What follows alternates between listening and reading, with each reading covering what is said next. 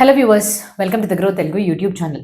ఈ రోజు మనం ఈ వీడియోలోని ఏం చూసి తెలుసుకోబోతున్నాం అంటే 3 స్మాల్ క్యాప్ స్టాక్స్ అయినా అంటే ఏ కంపెనీస్కి అయితే మార్కెట్ క్యాపిటలైజేషన్ 3,000 కోట్ల మధ్యలోంచి 10,000 కోట్ల మధ్యలో ఉందో ఈ 3 కంపెనీస్ గత 3 సంవత్సరాలుగా గాని చూస్తే కాంపౌండెడ్ యాన్యువల్ గ్రోత్ రేట్ ఆదాయానికి సరే లాభాలకి సరే చాలా కన్సిస్టెంట్గా పెరుగుతూనే వచ్చింది.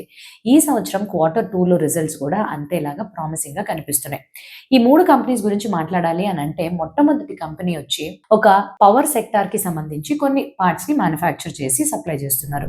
రెండవ కంపెనీ వచ్చేసి కన్జ్యూమర్ ఇండస్ట్రీకి సంబంధించిన కంపెనీ అండ్ మూడో కంపెనీ ఏదైతే ఆటోమోటివ్ కాంపోనెంట్స్కి సంబంధించిన కాంపోనెంట్స్ని తయారు చేసి అందిస్తున్నారు. సో ఇంకెందుకు ఆలస్యం చూసిద్దాం ఈ వీడియో ఏంటనేది. సో ఈ వీడియోలోనే మనం చూడబోయేది 3 స్మాల్ క్యాప్ స్టాక్స్ ఏది యొక్క గ్రోత్ అనేది కన్సిస్టెంట్గా ఉంది. ఏ స్టాక్స్ అవి అని ఇప్పుడు మనం తెలుసుకుందాం. సో నేను సిఏ హిరణ్య అండ్ వీడియోలోకి వెళ్ళడానికన్నా ముందు మీరు కానీ ఇంకా మా గ్రో తెలుగు యూట్యూబ్ ఛానల్కి సబ్స్క్రైబ్ చేసుకున్నట్టయితే వెంటనే ఆ బెల్ ఐకాన్ని క్లిక్ చేసుకోండి. ఎందుకంటే ఎంతో ఇంపార్టెంట్ ఇన్ఫర్మేటివ్ కంటెంట్ని ఎప్పటికప్పుడు మేము ముందుకు తీసుకొచ్చే ప్రయత్నం చేస్తూనే ఉంటాం కాబట్టి.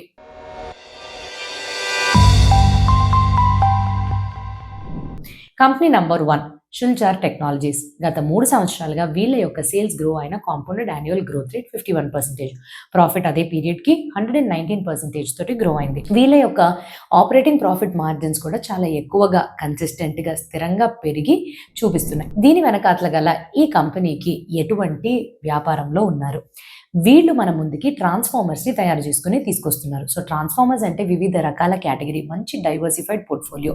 పవర్ అండ్ డిస్ట్రిబ్యూషన్కి సంబంధించిన ట్రాన్స్ఫార్మర్స్తో మొదలుకొని వీళ్ళు ఎలక్ట్రానిక్స్ అండ్ టెలికామ్కి సంబంధించిన ట్రాన్స్ఫార్మర్స్ని కూడా మన ముందుకు తీసుకొస్తున్నారు. సో వీటిని మనం పవర్ డిస్ట్రిబ్యూషన్ సెక్టార్లో మాత్రమే కాకుండా రెన్యూబుల్ ఎనర్జీ అయిన సోలార్ అండ్ విండ్ ఎనర్జీలో కూడా వాడే తగినట్టుగా ఈ ట్రాన్స్ఫార్మర్స్ అనేవి ఉంటాయి.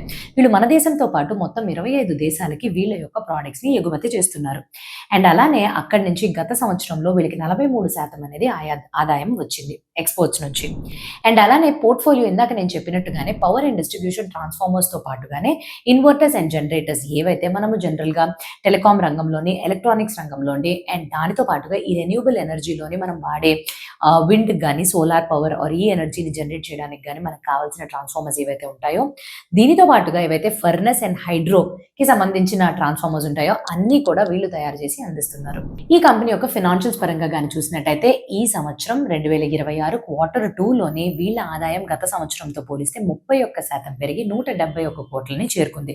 ముఖ్యంగా ఎందుకు ఇంత బలమైన డిమాండ్ అంటే రెన్యూబుల్ ఎనర్జీ సెగ్మెంట్కి సంబంధించి చాలా స్థిరమైన ఇన్ఫ్లోస్ కానీ ఆర్డర్స్ కానీ వీళ్ళ యొక్క లిస్ట్లోకి చేరినాయి. అండ్ అదే టైంలోనే ఆపరేటింగ్ ప్రాఫిట్స్ విషయానికి వస్తే 32% పెరిగి 54 crores దగ్గర స్థిరపడిపోయింది. ఆపరేటింగ్ ప్రాఫిట్ మార్జిన్స్ విషయానికి వస్తే 31 crores దగ్గర అది కొంచెం స్థిరంగానే ఉంది. సో దీనితో పాటుగా అదర్ ఇన్కమ్ అనేది 2 రెట్లు పెరిగి గత సంవత్సరం కన్నా ఈ సంవత్సరం 9 కోట్ల దాకా చేరింది. సో వీటన్నిటి యొక్క కలయికగానే చూసినట్టయితే నెట్ ప్రాఫిట్ విషయానికి వస్తే ఆ net profit 39% year on year పెరిగి చాలా వరకు 46 కోట్ల దగ్గర స్థిరపడింది. అయితే ఇప్పుడు మేనేజ్మెంట్ వాళ్ళు చెప్పేది ఏంటంటే ఈ క్వార్టర్లో మా ఆర్డర్ బుక్ యొక్క మొత్తం సైజ్ అనేది 300 crores దాకా ఉంది. కాకపోతే ఇది ఫుల్ ఇయర్ కి దాదాపుగా 750 crores వరకు పెరిగే అవకాశాలు ఎక్కువగా కనిపిస్తున్నాయి. దీని వెనకాతలు గల కారణం ప్రభుత్వం వాళ్ళు 2030 కల్లా 450 గిగావాట్ల రెన్యూబుల్ ఎనర్జీని సెటప్ చేయాలి అండ్ 100% ఎలక్ట్రిఫికేషన్ని అచీవ్ చేయాలి అని అంటూ వాళ్ళు స్థిరంగా ప్రణాళికలు వేసుకున్నారు. కాబట్టి ఇది ఈ పర్టికులర్ ఇండస్ట్రీకి సంబంధించి అది ప్రత్యేకంగా ఈ కంపెనీకి సంబంధించి ఒక మంచి పాజిటివ్ అయిన ఎదుగుదలకి ఒక అవకాశం కింద మనం తీసుకోవచ్చు. బ్యాలెన్స్ షీట్ పరంగా కానీ చూస్తే ఈ సంవత్సరం వీళ్ళ యొక్క ఇన్వెస్ట్మెంట్స్ అనేది 161% పెరిగి 171 కోట్లని చేరుకుంది. సో అదే టైంలో క్యాష్ ఫ్లోస్ అనేవి ఎలా పెరిగినాయి? గత సంవత్సరంతో పోలిస్తే క్యాష్ ఫ్లోస్ అనేవి 156% పెరిగి 92 కోట్లని చేరుకుంది. రిసీవబుల్స్, ఇన్వెంటరీ వీటన్నిటికీ బాగా సపోర్ట్ చేసినాయి. Cash flow to net profit ratio కానీ చూస్తే గత సంవత్సరంతో ఇదే టైంతో కానీ పోలిస్తే 63% దగ్గర నుంచి 105% వరకు పెరిగినాయి. అంటే కొంచెం బలంగానే క్యాష్ రియలైజేషన్స్ ఉన్నాయని మనకు అర్థమవుతుంది. అండ్ అలానే ఈ కంపెనీ విషయానికి వస్తే డెటార్ డేస్ విషయానికి వస్తే 86 రోజుల నుంచి 134 రోజులకి పెరిగింది. ఈ కంపెనీ యొక్క credit policy, letter of credit are terms of credit గానీ తీసుకుని చూసినట్టయితే 180 రోజుల వరకు ఇస్తారు గడువు. మేము ప్రోడక్ట్ నమ్మిన తర్వాత కస్టమర్స్ 180 రోజుల దాకా పే చేయొచ్చు. కానీ తొందరగా అయితే ఇవి రియలైజ్ చేయట్లేదు. ఎందుకంటే బిజినెస్‌ని వీళ్ళ దగ్గర ఉండే ఎక్స్‌ట్రా డబ్బులతోటే వీళ్ళు నడిపిస్తున్నారు గానీ, ఆ పర్టిక్యులర్ క్యాష్ అనేది తీసుకోవట్లేదు. సో, దీని వెనకాతల ఇంట్రెస్ట్ అనేది కూడా జనరేట్ అవుతుంది. కాకపోతే ఈ కంపెనీస్ ఎదుర్కోవాల్సిన కొన్ని చిక్కులనేవి ఉన్నాయి. మొట్టమొదటిది టాప్ 5 కస్టమర్స్ నుంచి వీళ్ళకి దాదాపుగా 58% సేల్స్ అనేది జనరేట్ అవుతుంది. వీళ్ళ దగ్గర ఏదైనా సమస్యలు వస్తే కాన్సంట్రేషన్ రిస్క్ అనేది చాలా ఎక్కువ ఉంది. అండ్ రెండవది వీళ్ళకి ఉండే రా మెటీరియల్స్ ఏవైతే అవసరాలు ఉన్నాయో అల్యూమినియం కావచ్చు, స్టీల్ కావచ్చు, కాపర్ కావచ్చు అండ్ అలానే ట్రాన్స్ఫార్మర్ ఆయిల్ వీటన్నిటి యొక్క ధరలు కూడా ఎప్పటికప్పుడు డిమాండ్ సప్లైలో వచ్చే సమస్యల వల్ల వేరీ అవుతూనే ఉంటాయి. సో ఈ పర్టికులర్ రా మెటీరియల్స్ అన్నీ కలిపి 80-85% వరకు వీళ్ళకుండే మేజర్ ఖర్చుకి అకౌంట్ అవుతుంది. సో ఇలా వాలటాలిటీకి ఎక్కువ గురవ్వగా వీళ్ళు ఈ రిస్క్ అనేది ఎదుర్కోక తప్పదు. రెండో కంపెనీ గురించి చూద్దాం. Tilak Nagar industries. So Tilak Nagar industries యొక్క గత 3 సంవత్సరాల యొక్క sales compounded annual growth rate తీస్తే 22%, ప్రాఫిట్ అదే టైంలో 72% పెరిగింది. వీళ్ళు ఈ పర్టికులర్ సంవత్సరంలోని చాలా జాగ్రత్తగా సేల్స్ని పెంచుకోవడం మాత్రమే కాకుండా కాస్ట్స్ ఇక్కడ ఖర్చులు అని అంటే ఆపరేటింగ్ ఖర్చులు అవ్వచ్చు, ఫినాన్స్కి ఆర్ ఇంట్రెస్ట్కి సంబంధించిన ఖర్చులు రెండింటినీ కూడా మంచిగా కంట్రోల్లో పెట్టుకుని స్థిరమైన ఆపరేటింగ్ ప్రాఫిట్స్ మార్జిన్స్ని చూపించారు.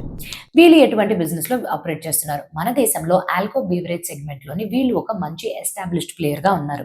వీళ్ళ యొక్క అన్ని బ్రాండ్స్ కన్నా ఫ్లాగ్షిప్ బ్రాండ్ అయిన మ్యాన్షన్ హౌస్ బ్రాండీ మనందరికీ తెలిసిందే. మన దేశంలోని ఒక టాప్ ప్రీమియం బ్రాండీ కేటగిరీలోకి వచ్చేస్తుంది. దీంతో పాటుగా ఇంకా 15 రకాల బ్రాండ్స్ ఉన్నాయి. బ్రాండీ, విస్కీ, రమ్, జిన్, వోడ్కా వీటన్నిటిలో. కానీ అన్నిటికన్నా వీళ్ళకి ఎక్కువగా ఆదాయం వచ్చేది బ్రాండీ సెగ్మెంట్ నుంచి, అది కూడా 91% వరకు. మొత్తం ఉండే డిమాండ్లోని వీళ్ళకి సౌత్ ఇండియా నుంచి చాలా బలమైన డిమాండ్ అనేది ఉంది. IMFL సెక్టార్లో కానీ చూస్తే పాండిచ్చేరిలో టాప్ ప్లేయర్గా నిలిచారు. తెలంగాణ అండ్ కర్ణాటకలో టాప్ 3rd ప్లేయర్ కింద వచ్చారు వీళ్ళు మన దేశంతో పాటు ఇతర ఇంటర్నేషనల్ మార్కెట్స్ని కూడా కైవసం చేసుకున్నారు. So Europe, Africa, south east Asia, middle east Asia వీటన్నిటికీ కూడా. సో దీంతో పాటుగా వీళ్ళు ఇటీవలే ఒక ఒప్పందం ద్వారా, ఒక అక్విజిషన్ ద్వారా ఇంపీరియల్ బ్లూ అనే ఒక బ్రాండ్ని వీళ్ళు కైవసం చేసుకున్నారు 4150కి. ఇది చాలా మంచి పెద్ద టర్నింగ్ పాయింట్ కింద మనం చూడొచ్చు. కంపెనీ విషయంగా ఫినాన్షియల్స్ గురించి మాట్లాడుకుందాం. సో ఈ కంపెనీ ఇదే సంవత్సరంలో గత సంవత్సరంతో పోలిస్తే సేల్స్ అనేవి 31% పెరిగి 409 crores ని చేరుకుంది. అతి ముఖ్యమైన బలమైన కారణం వాల్యూమ్ అనేది 26.5% పెరిగింది. అందులోనే చాలా బలమైన డిమాండ్ అనేది మనము సౌత్ ఇండియా, దక్షిణ భారతదేశం నుంచిగా ఎక్కువగా చూసాము. అండ్ దానితో పాటుగా ఆపరేటింగ్ ప్రాఫిట్ విషయానికి కానీ వస్తే 88% పెరిగి 94 crores చేరుకుంది. ఆపరేటింగ్ ప్రాఫిట్ మార్జిన్ గత సంవత్సరంతో ఈ సంవత్సరం పోలిస్తే 16% నుంచి 23% వరకు పెరిగింది. సో ఇక్కడ వీళ్ళ పోర్ట్ఫోలియోలో ఉండే ప్రోడక్ట్స్ అనేవి పెంచుకున్నారు, కాస్ట్ అనేవి తగ్గించుకున్నారు. సో అది చాలా ముఖ్యమైన కారణం. అండ్ నెక్స్ట్ మనము నెట్ ప్రాఫిట్ విషయానికి కానీ వస్తే 123% పెరిగి 89 crores దగ్గర స్థిరపడింది. నెట్ ప్రాఫిట్ మార్జిన్ విషయానికి వస్తే 12.8% ఉండేది కాస్త 21.8%కి పెరిగింది. భవిష్యత్తులో ఎటువంటి ప్రణాళికలు వేసుకున్నారు? నేను ఇందాక చెప్పినట్టుగానే ఇంపీరియల్ బ్లూ ఏదైతే మన దేశంలోని టాప్ 3 విస్కీ సెల్లింగ్ బ్రాండ్స్ లో ఒకటిగా నిలిచిన కంపెనీని 4150 crores తోటి వీళ్ళు కొనుగోలు చేస్తున్నారు. సో దీని తర్వాత ప్రతి సంవత్సరం ఒక 3000 కోట్ల యాన్యువల్ టర్న్ ఓవర్ అంటే అంతగా సేల్స్ పెరుగుతుంది అని ఆశిస్తున్నారు. అండ్ అలానే ఒకేసారి ఈ కొనుగోలుతోటి 16 యూనిట్స్ ఏవైతే ఇంపీరియల్ బ్లూ వాళ్ళు ఆల్రెడీ హ్యాండిల్ చేస్తున్నారో ఆ యూనిట్స్ కన్నిటికీ యాక్సెస్ కూడా పొందారు. సో ప్రెసెంట్ కానీ చూసుకున్నట్టయితే తిలక్ నగర్ ఇండస్ట్రీస్ యొక్క బుక్ లోని విస్కీ సెగ్మెంట్ నుంచి 4-5% మాత్రమే ఆదాయం అనేది వస్తుంది. సో ఇప్పుడు ఇది ఎన్నో రెట్లు పెరగడం మనం చూస్తాము. బ్యాలెన్స్ షీట్ పరంగా కానీ చూస్తే మొట్టమొదటిది వీళ్ళు తీసుకున్న అప్పుల విషయానికి కానీ వస్తే 124 crores నుంచి 44 crores పడిపోయింది. ఇంట్రెస్ట్ కాస్ట్ అనేది అంత చాలా ఎక్కువగా భారీగా పడిపోయిందని చెప్పుకోవచ్చు. రెండవది ఇన్వెస్ట్మెంట్స్ పరంగా చూస్తే ఇన్వెస్ట్మెంట్స్ అనేవి పెరిగినాయి. గత సంవత్సరంతో పోలిస్తే 150% పెరిగి 30 కోట్ల దగ్గర స్థిరపడింది. అండ్ ఎక్కువగా కూడా మ్యూచువల్ ఫండ్స్ లోని అలొకేషన్స్ అనేవి పెట్టుకున్నారు, అన్నిటి కూడా చేసుకుంటున్నారు. అండ్ అలానే ఇన్వెంటరీ కూడా 63% పెరిగి 165 కోట్ల దగ్గర స్థిరపడింది. ఇది ఎందుకు? ఎక్కువగా వీళ్ళు ప్రీమియమైజేషన్ వైపుగా వెళుతున్నారని మనకి తెలుస్తుంది. అండ్ నెక్స్ట్ ఈ కంపెనీ పరంగా క్యాష్ ఫ్లో స్టేట్మెంట్స్ విషయానికి వచ్చినట్టయితే ఇదే సంవత్సరం వీళ్ళ క్యాష్ ఫ్లోస్ 52% పెరిగి 178 crores చేరుకుంది. సో వీళ్ళ యొక్క రిసీవబుల్స్ అండ్ పేయబుల్స్ బాగా క్యాష్ ఫ్లోస్ కి సపోర్ట్ చేసినప్పటికీ కూడా ఇన్వెంటరీస్ వల్ల క్యాష్ ఫ్లోస్ మీద కొంచెం ఆ ప్రభావం అనేది పడింది. అండ్ అలానే cash flow to net profit ratio గత సంవత్సరంతో పోలిస్తే ఈ సంవత్సరం పడిపోయింది. గత సంవత్సరం 85% ఉండేది కాస్త 77%కి పడిపోయింది. అంటే క్యాష్ రియలైజేషన్స్ లో కొంచెం సమస్యలు ఉన్నట్టుగానే తెలుస్తున్నాయి. రిస్క్స్ విషయానికి కానీ వచ్చినట్టయితే దక్షిణ భారతదేశం నుంచి వీళ్ళకి మొత్తంగా 86% ఆదాయం అనేది వస్తుంది. సో ఇంతలాగా ఆదాయం ఇక్కడి నుంచి మాత్రమే వచ్చిందంటే ఏమన్నా మార్పులు చేర్పులు రూల్స్ ఏమన్నా గవర్నమెంట్ పరంగా ఆంక్షలు విధించినట్టయితే వెంటనే దెబ్బతింటుందని తెలుస్తుంది. అలానే ఇక్కడ ఇన్వెంటరీ డేస్ లో కూడా కొంచెం ఎక్కువగా పెరగడం మనం చూసాము. 131 డేస్ నుంచి 191 డేస్ కి పెరగడం. క్యాష్ కన్వర్షన్ సైకిల్ కూడా 87 నుంచి 125 రోజులు, అంటే వీళ్ళకి కొంచెం క్యాష్ రియలైజేషన్స్ లో ప్రెషర్ అనేది ఉందని తెలుస్తుంది. ఇప్పుడు మనం మూడో కంపెనీ గురించి చూద్దాం. Lumax auto technologies. గత 3 సంవత్సరాలుగా వీళ్ళ యొక్క సేల్స్ పెరిగిన కాంపౌండెడ్ యాన్యువల్ గ్రోత్ రేట్ 34% ఉంటే ప్రాఫిట్స్ పెరిగిన కాంపౌండెడ్ యాన్యువల్ గ్రోత్ రేట్ 36% అనేది ఉంది. సో ఎలా ఉన్నప్పటికీ కూడా ఆపరేటింగ్ ప్రాఫిట్స్ మార్జిన్ అనేవి కొంచెం కన్సిస్టెంట్ గా నడుస్తుంది. సో వీళ్ళు ఎటువంటి బిజినెస్ లైన్ లో ఉన్నారు? ద్విచక్ర వాహనాలు అండ్ 4 చక్ర వాహనాలకి కావాల్సిన ఆటోమోటివ్ కాంపోనెంట్స్ ని వీళ్ళు తయారు చేసి సరఫరా చేస్తున్నారు. సో ఎటువంటివి అని చూస్తే lighting system, gear shifters, chassis parts, electronics and plastic components ని తయారు చేసి వాళ్ళకి అందిస్తున్నారు. క్లయింట్స్ విషయానికి కానీ వస్తే టాప్ గా ఉన్న క్లయింట్స్ అందరూ కూడా వీళ్ళ యొక్క లిస్ట్ లోనే ఉన్నారు. So for example Maruti Suzuki, Bajaj auto, Tata motors and Hero motor corp. So ఇలా చెప్పుకుంటూ పోతే లీడింగ్ ఒరిజినల్ ఎక్విప్మెంట్ మ్యానుఫ్యాక్చర్స్ అందరూ కూడా వీళ్ళ యొక్క వినియోగదారులే. అండ్ అలానే వీళ్ళు భవిష్యత్తులోని ఈవీ రంగం ఇంకా రాణిస్తుంది అని దానికి కావాల్సిన కాంపోనెంట్స్ ని కూడా తయారు చేసి తీసుకొస్తున్నారు. ఫినాన్షియల్స్ పరంగా కానీ మనం చూసినట్టయితే మొట్టమొదటిది గత సంవత్సరంతో కానీ పోలిస్తే ఈ సంవత్సరం సేల్స్ అనేవి 36% ఇయర్ ఆన్ ఇయర్ గ్రో అయి దాదాపు 1026 crores కి రీచ్ అయినాయి. సో ఇక్కడ ఎక్కువగా ప్రోడక్ట్స్ అనేవి డైవర్సిఫై అవడంతో ప్రీమియం కేటగిరీస్ లోకి వీళ్ళు ఎంటర్ అవడంతో ఇంత ఎక్కువ అధికంగా వీళ్ళు బలం అనేది పెరగడం అనేది సేల్స్ చూశారు. ఆపరేటింగ్ ప్రాఫిట్ విషయానికి వస్తే 42% పెరిగి 125 కోట్లని చేరుకుంది. అదే టైంలో ఆపరేటింగ్ ప్రాఫిట్ మార్జిన్ ఒక 12% దగ్గర స్థిరపడింది. ముఖ్యంగా కస్టమర్స్ కి వీళ్ళు ఇచ్చిన ప్రైజెస్ లోని కొన్ని కరెక్షన్స్ కి గురవడం వల్ల ఈ ఆపరేటింగ్ ప్రాఫిట్ మార్జిన్స్ అనేవి కొంచెం తగ్గడం చూశారు. నెట్ ప్రాఫిట్ మార్జిన్ అనేవి 29% పెరిగింది. నెట్ మార్జిన్స్ ఏమో 30 బేస్ పాయింట్స్ తగ్గి 5.3% దగ్గర సెటిల్ అయిపోయింది. గ్రోత్ అవుట్లుక్, భవిష్యత్తులో ప్రణాళికలు ఎలాగున్నాయి? సో మేనేజ్మెంట్ వాళ్ళు వీళ్ళు చెప్పిన రూల్ ఏంటంటే 20-20-20-20 నార్త్ స్టార్. సో ఇదేంటి అని అంటే 20% రెవెన్యూ అనేది కాంపౌండెడ్ యాన్యువల్ గ్రోత్ రేట్ లో పెరగాలి. Return on capital employed minimum 20% ఉండాలి. ఎబిడ్డా మార్జిన్ కూడా 20% ఉండాలి.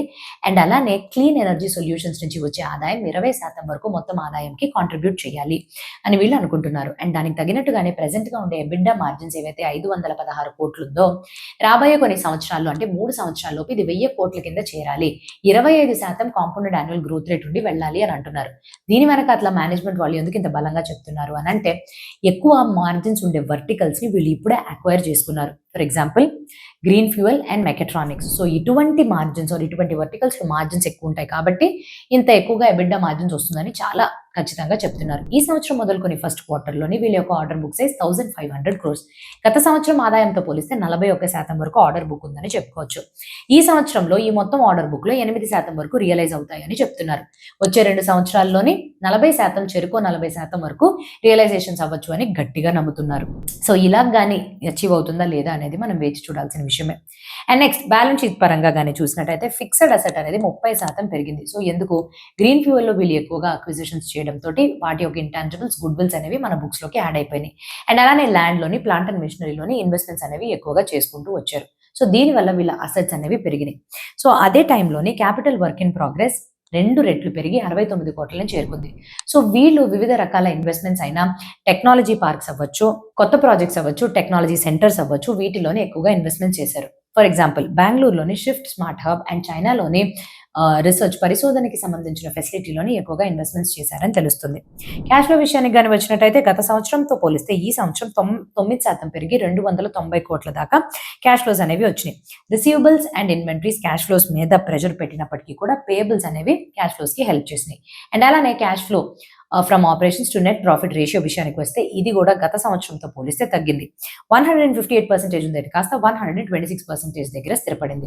అండ్ నెక్స్ట్ ఈ కంపెనీస్ ఎదుర్కొంటున్న సమస్యల విషయానికి వచ్చేద్దాం. మొట్టమొదటిది ఈవీ సెగ్మెంట్ లోని కొన్ని డిలేస్ అనేవి వీళ్ళు చూస్తున్నారు. Rare earth materials rare earth components ఏవైతే కావాలో వాటి యొక్క సప్లై కొంచెం వెనక్కి వెళ్లడంతో బజాజ్ చేతకి ఈవీ ఏదైతే మ్యానుఫ్యాక్చర్ చేస్తున్నారో మారుతి సుజుకి ఈ విటారాకి కావాల్సిన ఈ షెడ్యూల్స్ కూడా కొంచెం వెనకబడిపోయింది. సో ఇంతకు ముందు అనుకున్న 300 కోట్ల కాస్త చాలా తగ్గిపోయి రివైజ్ అయ్యి 115 crores ని మాత్రమే ఇయర్లో రియలైజ్ చేస్తున్నారు అండ్ మిగతాదంతా భవిష్యత్ కాలానికి పుష్ చేశారు. సో ఇటువంటి డిలేస్ వల్ల వీళ్ళకి రావాల్సిన ఆదాయం తాత్కాలికమైన పీరియడ్లోనే తగ్గిపోవడం మనం చూస్తున్నాము.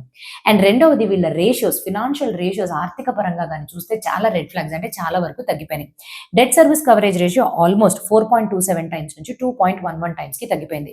అండ్ అలానే return on equity, net profit margin ఇవి రెండు కూడా తగ్గాయి. బారింగ్స్ అనేవి పెరిగిపోయి కానీ స్టాండ్ అలోన్ ప్రాఫిట్స్ మాత్రం కూడా తగ్గినట్టుగా తెలుస్తుంది. అండ్ అలానే మహేంద్ర అండ్ బజాజ్ ఆటో నుంచి 40-45% వరకు ఆదాయం అనేది వస్తుంది. ఎటువంటి విషయాల్లో కొంచెం మనకి ఫేవరబుల్గా లేకపోయినా కూడా ఇది ఎక్కువగా స్ట్రెస్లోకి వెళ్ళిపోతుంది. అండ్ రెండవది ఐఏసీ ఇండియాని అక్వైర్ చేసుకున్న తర్వాత ప్యాసింజర్ వెహికల్ సెగ్మెంట్లోని దాదాపుగా 20-53% దాకా ఒక ఎదుగుదలని చూశారు. కానీ ఇది ఎలాగ మెటీరియలైజ్ అవుతుంది, వీళ్ళు ఎలా ప్రొడ్యూస్ చేసి మ్యానుఫ్యాక్చర్ చేసి ఎంతవరకు రెవెన్యూ కింద కన్వర్ట్ చేసుకోగలరు అనేది మనం వెయిట్ చేసి చూడాల్సిన విషయమే. సో అదండి ఏవైతే స్మాల్ క్యాప్ స్టాక్స్కి సంబంధించిన 3 కంపెనీస్ యొక్క స్టాక్స్ ఏవైతే కొంచెం స్థిరంగా సేల్స్ కానివ్వండి, ప్రాఫిట్ కానివ్వండి, గత 3 సంవత్సరాల్లో కాంపౌండెడ్ యాన్యువల్ గ్రోత్ రేట్ని ఆధారంగా తీసుకుని ఈ మూడింటిని మీ ముందుకు ప్రెజెంట్ చేయడం జరిగింది. అయితే మీ పోర్ట్ఫోలియోలో ఇదేమన్నా స్టాక్స్ కానీ ఉన్నట్టయితే తప్పకుండా కమెంట్ సెక్షన్లో తెలియపరచడం మర్చిపోకండి.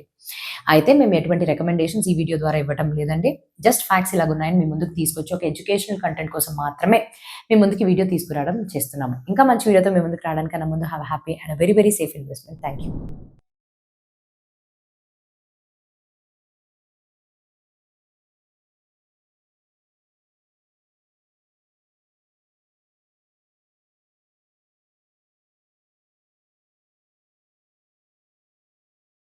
Investment in securities market are subject to market risks. Read all the related documents carefully before investing. Please read the risk disclosure documents carefully before investing in equity shares, derivatives, mutual fund, and or other instruments traded on the stock exchanges.